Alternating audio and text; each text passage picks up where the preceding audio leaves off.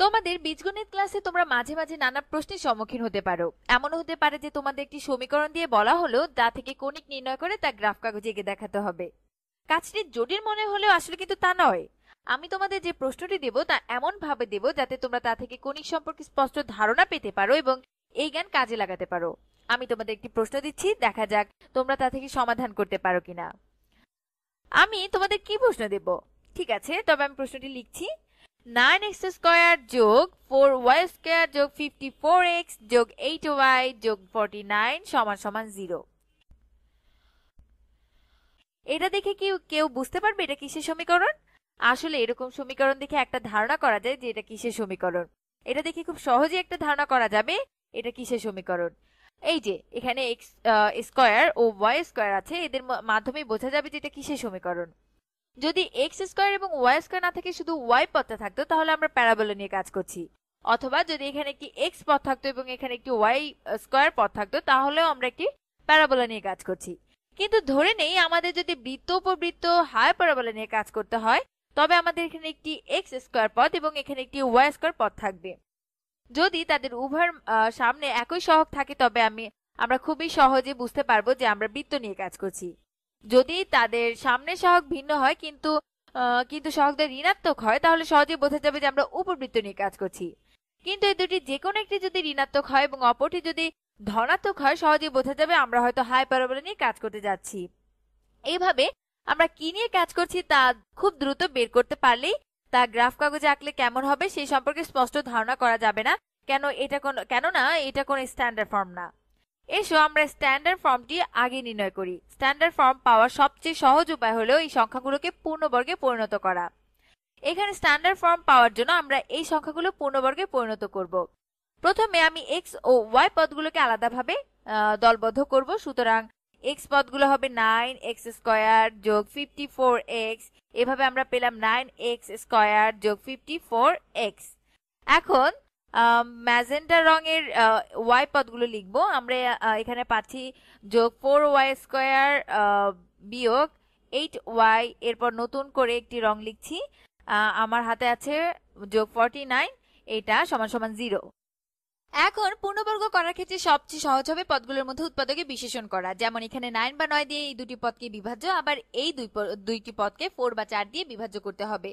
চলো আমরা তাই করি, কেননা এতে করে আমাদের পূর্ণবর্গে পরিণত করার কাজটি সহজ হবে। সুতরাং এটা সমান সমান 9 গুণন x স্কয়ার যোগ 9 গুণন 6 সমান 54। সুতরাং 6x যোগ, আমি এখানে আরো কিছু লিখবো বলে এখানে ফাঁকা রাখছি, যোগ 4 গুণন y স্কয়ার যোগ 4 গুণন 2y যোগ, আমি এখানেও কিছু লিখবো তাই ফাঁকা রাখছি, যোগ 49 যোগ 49 সমান সমান 0।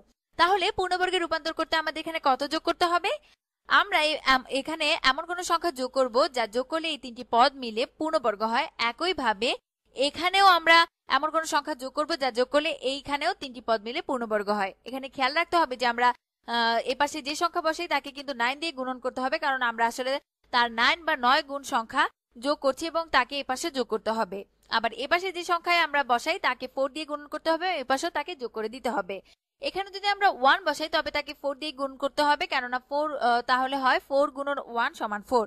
এখানে যদি 1 বসাই তবে তাকে 9 দিয়ে গুণন করতে হবে এবং সুতরাং এখানে হবে 9। তবে চলো এইভাবে বাকি কাজটুকু করা যাক।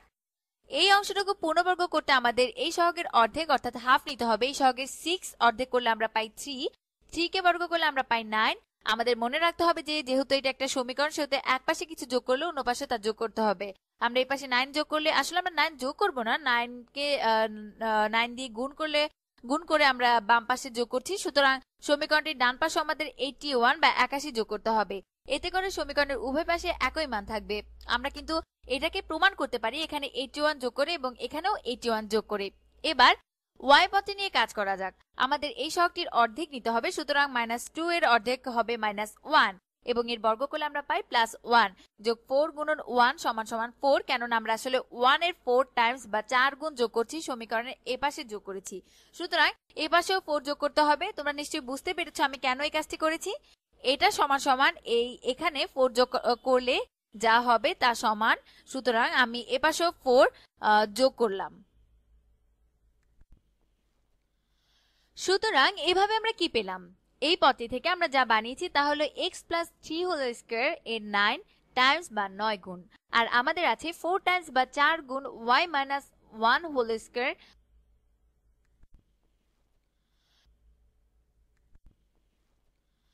এবং আমাদের আরো আছে প্লাস 49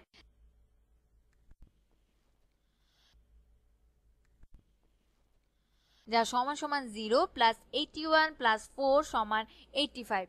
ঠিক আছে, আমাদের তবে এখন আছে 9 টাইমস x প্লাস 3 এর বর্গ যোগ 4 টাইমস 1 মাইনাস 1 এর বর্গ, আর উভয় পাশ থেকে 49 বিয়োগ করলে আমরা যা পাই তা হলো আমি 85 থেকে 50 বিয়োগ করে আমি পাবো 35, সুতরাং 49 বিয়োগ করলে আমি পাই 36। আমরা আমাদের স্ট্যান্ডার্ড ফর্মুলার খুব কাছাকাছি চলে এসেছি। এটি যে বৃত্তের সমীকরণ নয় তা আমরা আগে জেনেছি, কারণ বৃত্তের সমীকরণে এরকম উদ্ভট সহগ থাকে না। এই পদগুলোর সহগগুলো বৃত্তের ক্ষেত্রে ঠিক এমনটি হয় না। সমীকরণের ডান পাশে 1 পেতে আমরা সমীকরণের উভয় পাশকে 36 দিয়ে ভাগ করি। উভয় পাশকে 36 দিয়ে ভাগ করলে এই পদটি দাঁড়াবে 9 times x plus 3 square by 36। 9 কে 36 দিয়ে ভাগ করলে 1/4 পাওয়া যাবে। আমরা আরো পাই plus 4 times 1 minus 1 square by 36 বা y মাইনাস 1 স্কয়ার বাই 1 দুঃখিত 9 সমান সমান 1। এভাবে আমরা আমাদের প্রথমে করা ধারণার অনুরূপ সমীকরণ পেয়ে গেলাম। এটা আসলে একটি কৌণিকের সমীকরণ। এখন ইচ্ছে করলে আমরা এটাকে একটি গ্রাফ কাগজে আঁকতে পারি। প্রথমে আমাদের এই কৌণিকের কেন্দ্র নির্ণয় করতে হবে। এখানে x এর মান হবে -3 বা ঋণাত্মক 3, কারণ এই মানটি বসালে এই সম্পূর্ণ পদটি শূন্য হয়, সুতরাং x এর মান হবে -3 বা ঋণাত্মক 3 এবং y এর মান হবে 1, যা এখানে বসালে এই পদটির মান শূন্য হয়, সুতরাং y এর মান হবে 1। এটাই আমাদের কৌণিকের কেন্দ্র। এসো আমরা তবে কৌণিকটিকে গ্রাফ কাগজে আঁকি, দেখা যাক কৌণিকটি দেখতে কেমন হয়। আমাদের কেন্দ্রের স্থানাঙ্কে ঋণাত্মক মান আছে, সুতরাং x এর মান ঋণাত্মক কোয়ার্টেটে বসবে। সুতরাং এটা আমাদের x অক্ষ এবং এটা আমাদের y অক্ষ। আমাদের কৌণিকের কেন্দ্র হবে 1 2 3 বা -3 এবং তারপর পজিটিভ বা ধনাত্মক 1, সুতরাং এই বিন্দুটি আমাদের কৌণিকের কেন্দ্র। তাহলে x এর দিকে কৌণিকের ব্যাসার্ধ কত হবে? এর জন্য আমাদের এই সংখ্যাটির বর্গমূল নিতে হবে যা 2 এর সমান। সুতরাং x এর জন্য আমাদের 2 একক ডানে যেতে হবে এবং 2 একক বামে যেতে হবে। এখন y এর জন্য আমাদের কি করতে হবে? আমাদের উপর দিকে এবং নিচের দিকে 3 একক করে যেতে হবে, তাই না? কারণ 3 এটির বর্গমূল আমি এইটিকে নির্ণয় করেছি 1 2 3 উপরের দিকে 3 একক এবং আমরা নিচের দিকে 3 একক যে এখানে পৌঁছবো। এটাই আমাদের y। মনে রাখতে হবে যে তোমাদের এই দুটি সংখ্যার বর্গমূল ব্যবহার করতে হবে। উলম্ব অক্ষ আসলে মুখ্য ব্যাসার্ধ, এখানে যা 3 এখানে এটি অন্যটির চেয়ে বড়, আর 2 একক ব্যাসার্ধ এখানে গৌণ ব্যাসার্ধ। এখন আমরা এই কৌণিকটি আঁকার জন্য প্রস্তুত। কৌণিকটি কাপা কাপা হাতে আঁকছি আমি। এই তো কৌণিকটি দেখতে হবে এরকম। আমরা এরকম উদ্ভট একটা জিনিস থেকে বীজগণিত ব্যবহার করে x ও y পদে বর্গে রূপান্তরের মাধ্যমে এই সংখ্যাগুলো পেয়েছি। তারপর তা থেকে একটি স্ট্যান্ডার্ড ফর্ম পেয়েছি। আমাদের এই পদগুলো আছে, তারা প্রত্যেকেই ধনাত্মক এবং তাদের প্রত্যেকেই ভিন্ন ভিন্ন সহগ আছে, অর্থাৎ তারা প্রত্যেকেই ভিন্ন ভিন্ন সহগ বিশিষ্ট। এ থেকে আমরা নিচের এই বিন্দুতে -3 আর +1 স্থানাঙ্ক সম্পন্ন কেন্দ্রটি পেয়েছি। তারপর আমরা মুখ্য ব্যাসার্ধ পেয়েছি। এটি হচ্ছে আমাদের মুখ্য ব্যাসার্ধ এবং এটি হচ্ছে আমাদের গৌণ ব্যাসার্ধ। সবাই ভালো থাকবে। আগামী ভিডিওতে আবার দেখা হবে।